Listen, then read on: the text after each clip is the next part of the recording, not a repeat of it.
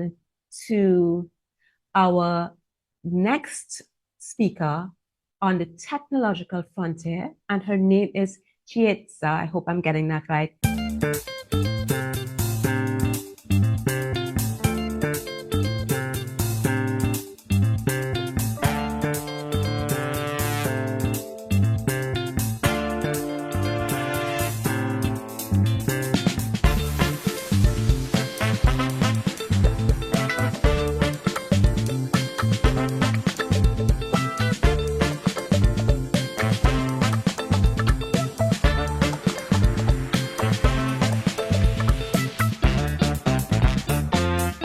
Chiyedza Nyahuye. Nyahuye. Yes. Nyahuye. And I will get it. Unfortunately, guys, this is the first time I'm trying. So please forgive me. It's okay, my sister Leno. We learn every day, and Amen for that, right? yes. Okay. I can continue? Okay. Well, good afternoon, everyone. Buongiorno, baoni, abarigani, sinchone njani. Hello to everyone. I can greet in all sorts of languages, but I just wanted to be accommodating in that way. But since we are talking about storytelling, I'm going to start with my own. So I want to start with a woman you've never heard of. Her name was Mbuya Mukandiwa. She was my great-grandmother, and she was a naturopath healer practicing in Zimbabwe in the 1920s and 1930s. And this was decades before anyone used that word for what she did. And here's what I need you to understand about her. She was not only healing her own people, she was healing everyone. Indigenous Africans, Hindu and Muslim Indians, and yes, even the white colonizers who had come to take the land she stood on. And she made no distinction. Her medicine did not check your passport or your politics. Her hands knew what the land knew. And that body in pain is a body, well, basically, that a body in pain is a body in pain. And that healing is sovereign work, regardless of who receives it. She had no clinic, no credentials, and that the colonial system could recognize, no archives, no records in terms of written down.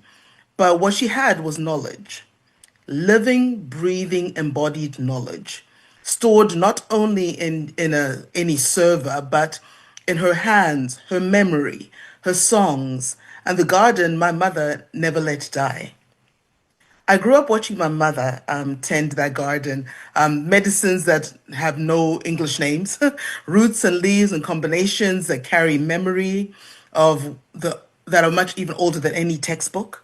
And my mom wasn't, even my great grandmother, she wasn't just performing tradition.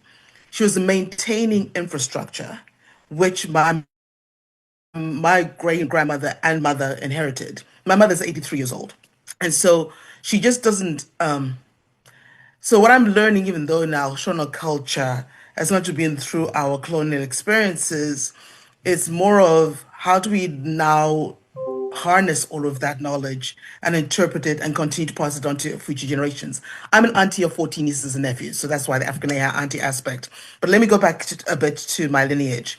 So my grandmother's clan lineage carries the name Mushonga, which literally means medicine.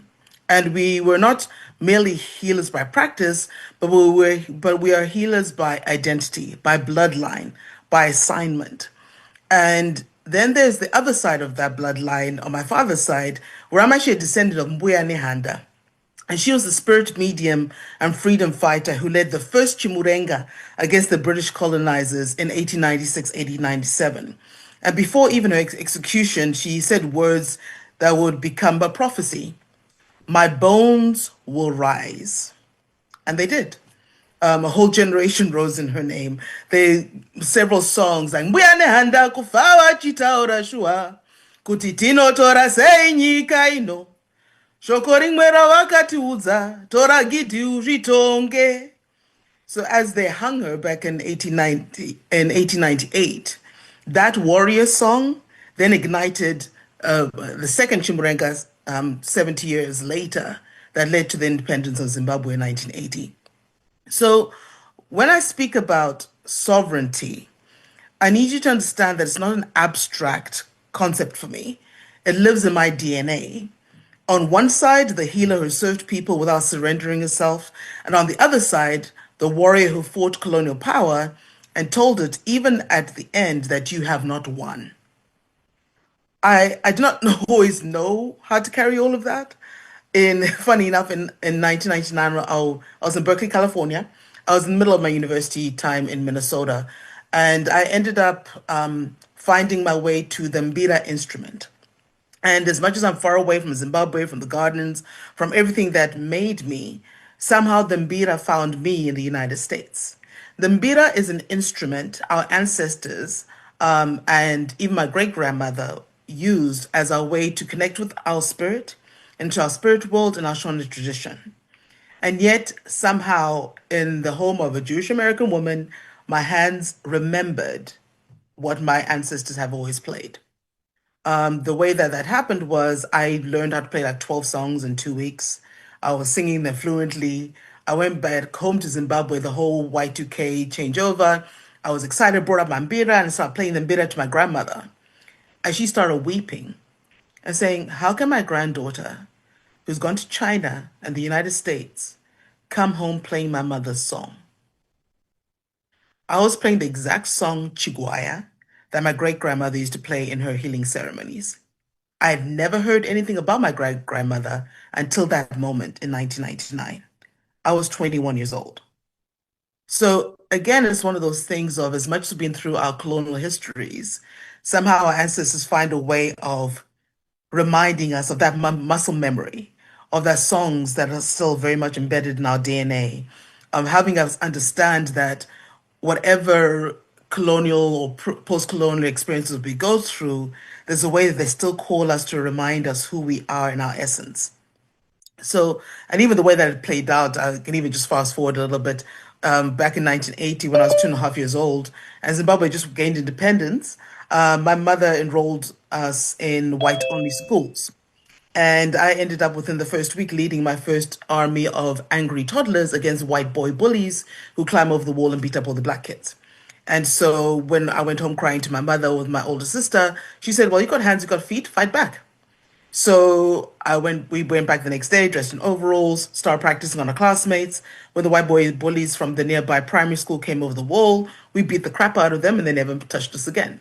But so I laugh at how the ancestral DNA continues to express itself, whether I was a toddler, whether 20 something years later I'm in the United States and I'm trying to figure out, okay, I need to get the degrees and be somebody and be a doctor somebody that's acceptable in society, supposedly with all this education.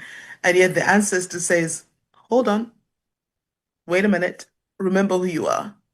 So I tell you all of this because I need you to understand that inheritance, what it actually means is that it's just not what is written down. It's not just what is photographed or recorded or formally passed on. Inheritance lives in the body.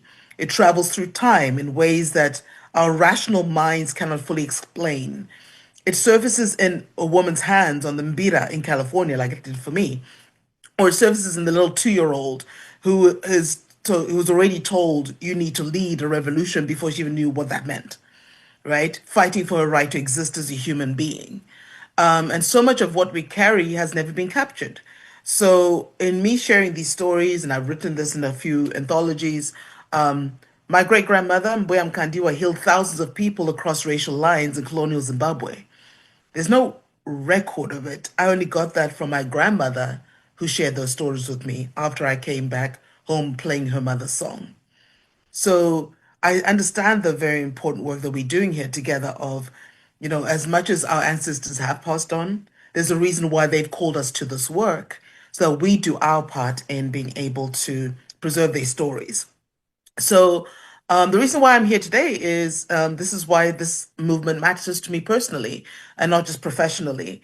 And because here's the truth of what does not get said enough in the technology spaces. And I'm switching into my AI hat here for a moment because data is more extractivism, as they say, is the new colonialism, right? Because we're looking at how communities whose knowledge, labor, and land were taken without consent for centuries are the same communities whose digital footprints, whose cultural content, whose stories are being scraped, monetized and fed into systems that will never own a share of.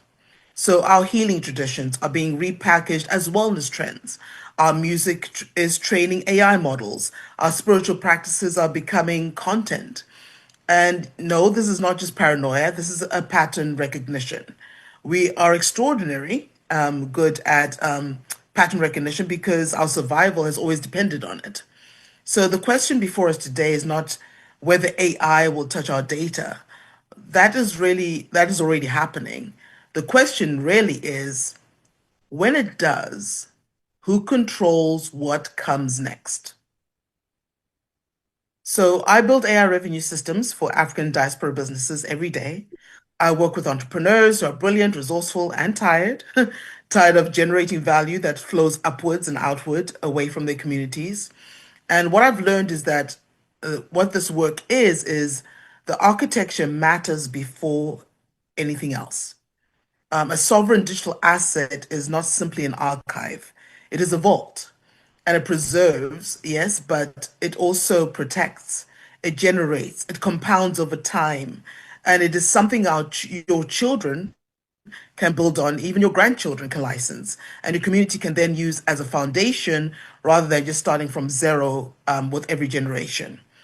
And what AI does is that, yes, used on our terms, gives us something our grandmothers never had, the ability to capture an elder's voice and preserve not just the words, but the cadence, the feeling, the texture of how wisdom moves through a person, the ability to organize decades of oral history into structured, searchable, protected knowledge systems, the ability to build revenue from cultural IPs that so that that legacy is not just remembered, but is also resourced.